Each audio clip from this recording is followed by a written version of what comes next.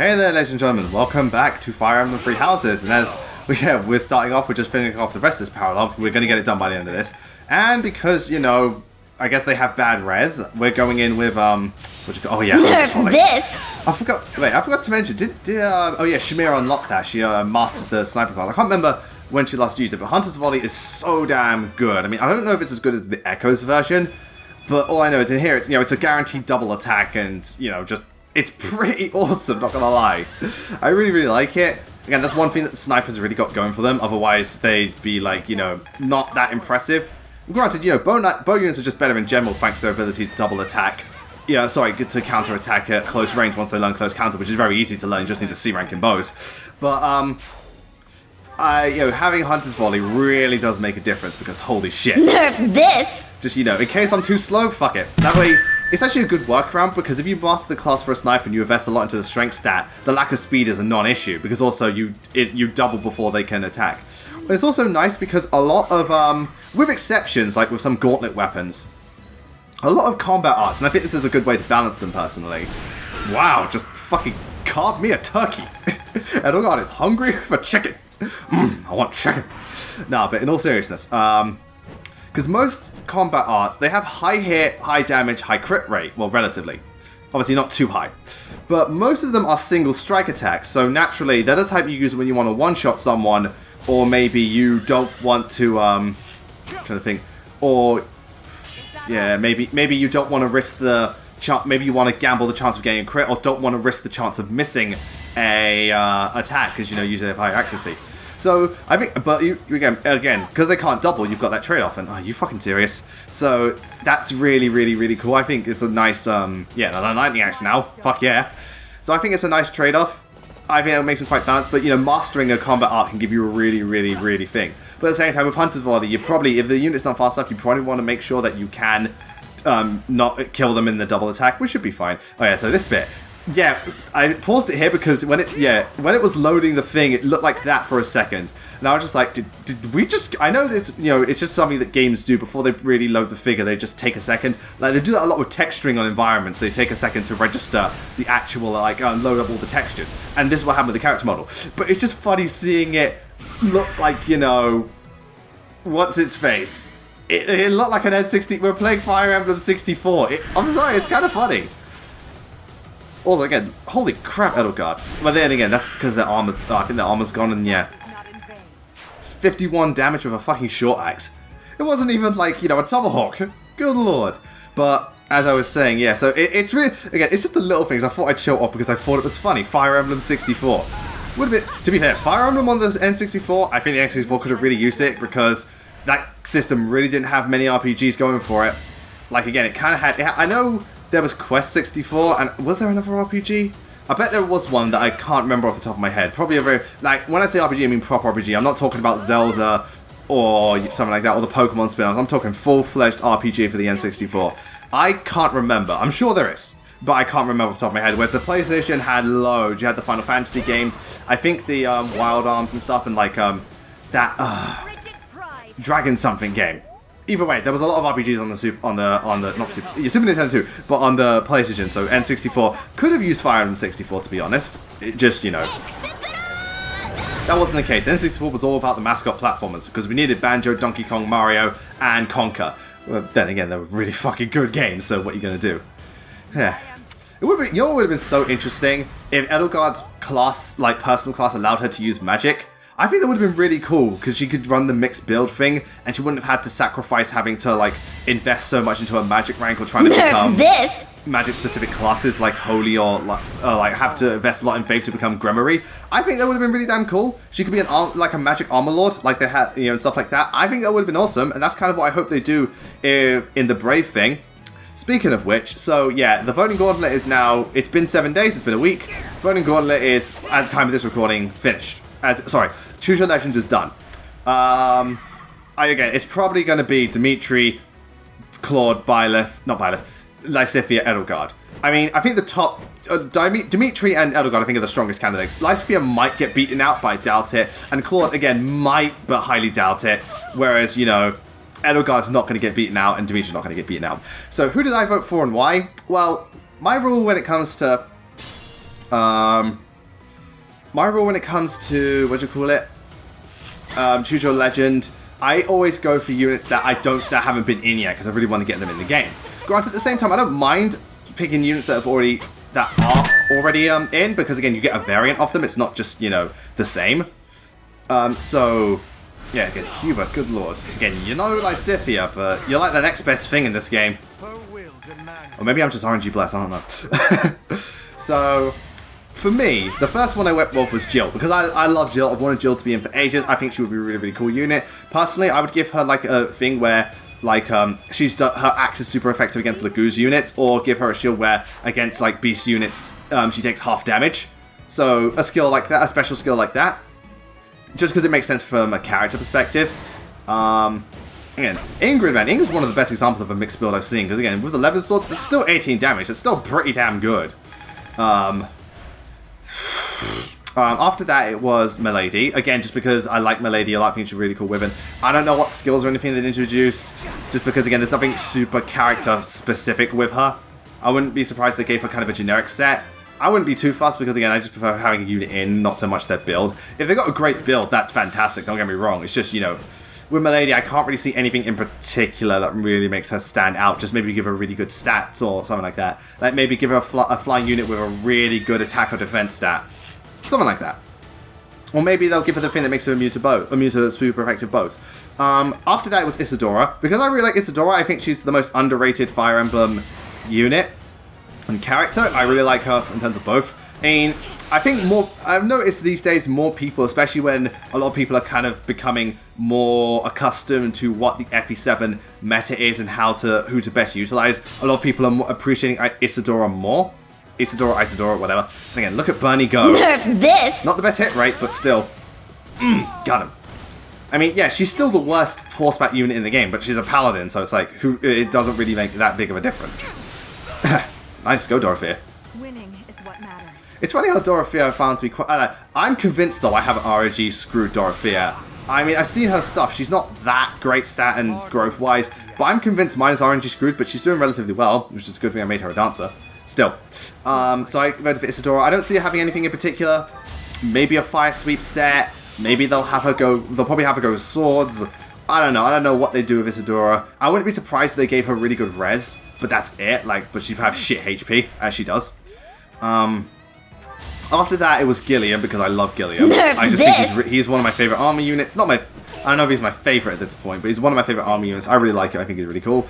I think, if anything, they maybe give him, like, you know... I fancy them... Maybe they'll give him, like, one of those legendary weapons from Sacred Stones. I highly doubt it.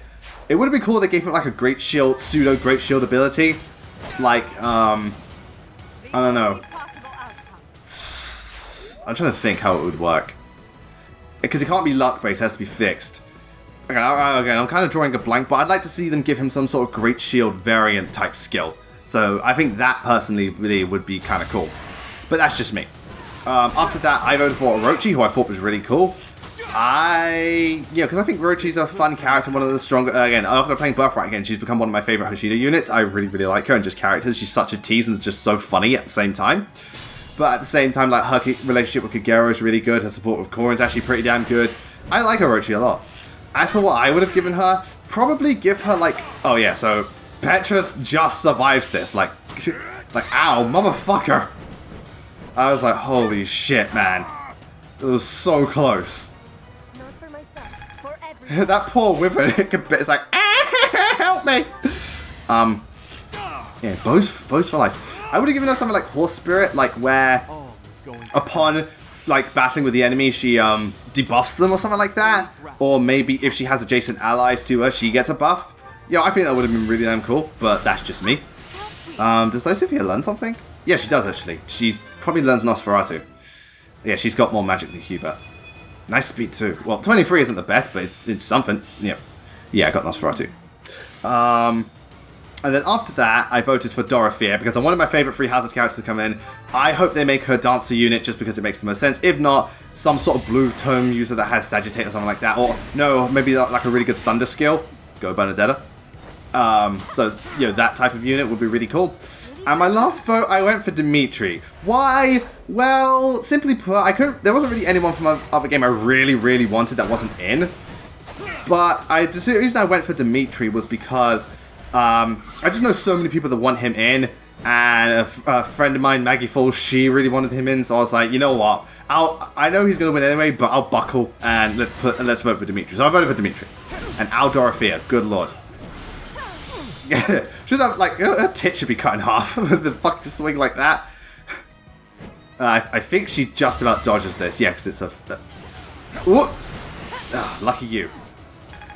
Again, if the magic user has super high DPS, they can actually make Nosferatu a really useful tanking skill, just because, like Faja did in Awakening, just because they get so much HP back even though they take a lot of damage too. Nerf this! Again, I'm wondering if alright, something tells me Bernadette or Edelgard would be the MVP of this map. Maybe Byleth, but I'll see. Could be, I doubt Lysithia, just because Bernadette has been doing so much and Edelgard's just been tanking for days. But yeah, so I gave it to Dimitri because I figured, why not? Let's just do it. And there goes Petra. Petra will fuck you. God, there was something else I was about to mention. Oh yeah, also, by the time of this recording, so this is the day when Byleth is meant to be out in Smash. She's not, I don't think she's out, Byleth isn't, sorry, I said she, it's gender neutral, but you know, most people think of Byleth think of female. So, Byleth's meant to be out today, probably later on in the evening. Because, you know, time zone, they're probably going to prioritize, you know, the American time zone first. So, with Byleth coming out, based on what I've seen, it could be interesting to see how Byleth functions in Tiller. I think it's a cool looking character, a very high punish character. Oh, nice, A+. Like, very high punish. Like, she's got some really strong effective skills, but the cooldown is disgusting. You know, they're easy to read. And if she gets counter hit, like, given the strength, if she gets counter attacked, you know, it's probably going to be the death of her. So, it's going to be interesting to see how she works up in general in the meta. I think Byleth looks to me, probably because of how high punish she is, mid-tier. Just because there's, like, she's got a lot going for her, but she's got a lot going against her, which is the real thing. Oh, God. So, yeah. Whew, that was lucky. So, obviously, there's that. I could be wrong. I could be absolutely wrong, maybe, and Byleth actually ends up being really high tier. Or Byleth could be really low tier because she's so punish heavy. But we'll have to wait and see. Fucking missed that somehow. You know what? If I dodge the other one and I have to miss this one as a result, it's absolutely fine. But, because I've looked at the current top tiers, like it's Joker, Pichu, Lucina, Peach, Daisy, Pikachu, you know, stuff like that. A lot of them, you know, are really good, like, you know, they can air juggle, and they've got really good edge guard, so that's the main thing. Edelgard definitely has the edge guard, but doesn't have the air juggle bit down pat. So that's the thing that I'm worried about. It could be interesting because, you know, thanks to her up B, she can kind of really catch people off guard, and also, like, really, like, catch up to people trying to recover via the top. But most people try to recover from underneath and go up, but that's also, like, that's why the other edge guard people are so good. So it's going to vary. I reckon it all depends on just how good her edge guarding is, as well as how easy it is for her to get back. Because if it's like, if she's, like, for example, you know, when she does the up B to grab onto the ledge, like, as she goes up, you just back air her, and Edelgard's dead, that could be a real problem. So, it's just going to be interesting to see. Will I play as Edelgard? Eventually. I mean, again, I don't play Smash that often, but I reckon sorry, not Edelgard, Byleth.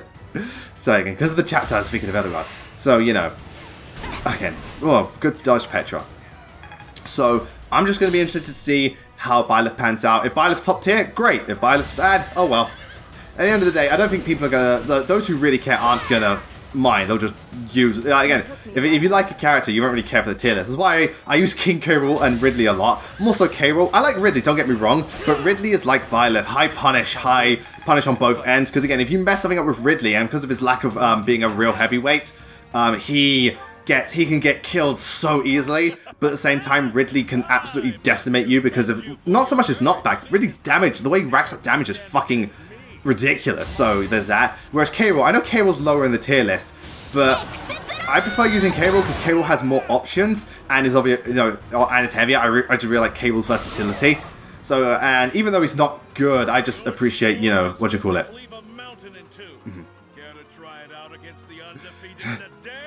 I'm just interested to see. So yeah, he uses guard to negate the damage somewhat. Yeah, it's like, it's all cool that you're a Wyvern and all that jazz, but at the same time, your fit rate's 14. Hey, man, it's like, hey, Edelgard missed a fucking 84. shut up. It's like, what's this about me missing an 84? Undefeated. Oh, but you've already Yeah, it's like, you're undefeated, but you lost once and you're gonna lose again. It's like, I'm calling bullshit, dude. I'm calling bullshit.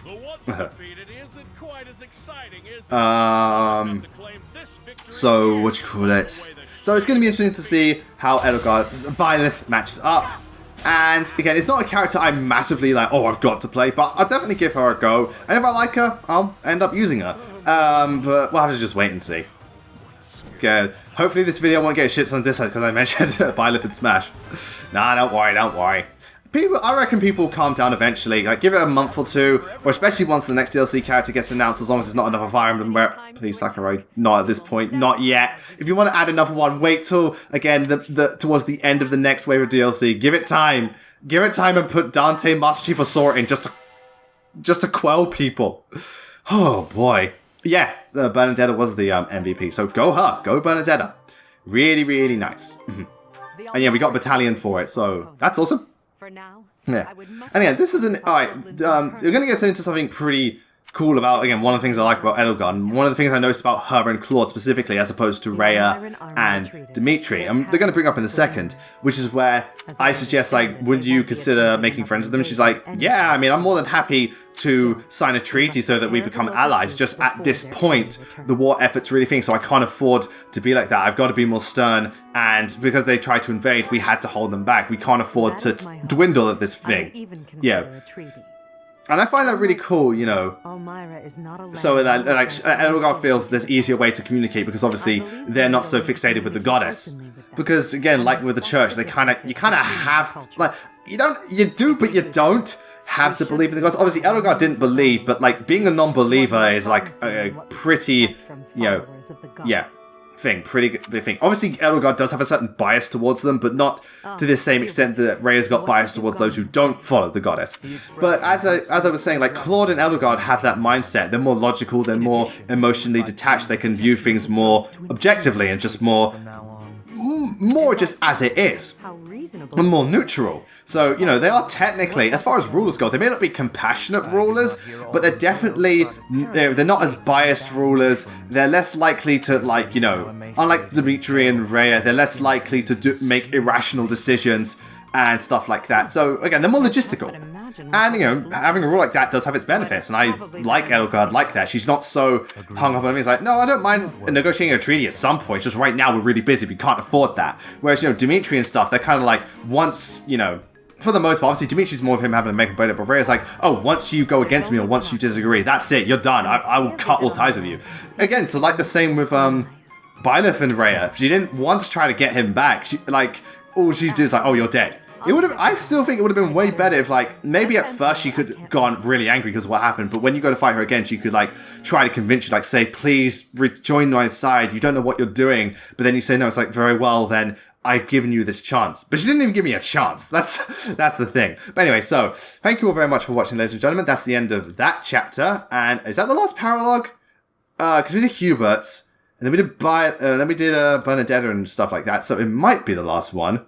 No, Hubert's is... Oh, shit, no, Hubert's is next, actually. The next paralogue. Not the next episode. It's the next paralogue. So, yeah, I was wrong. My bad. Oh, boy, sorry.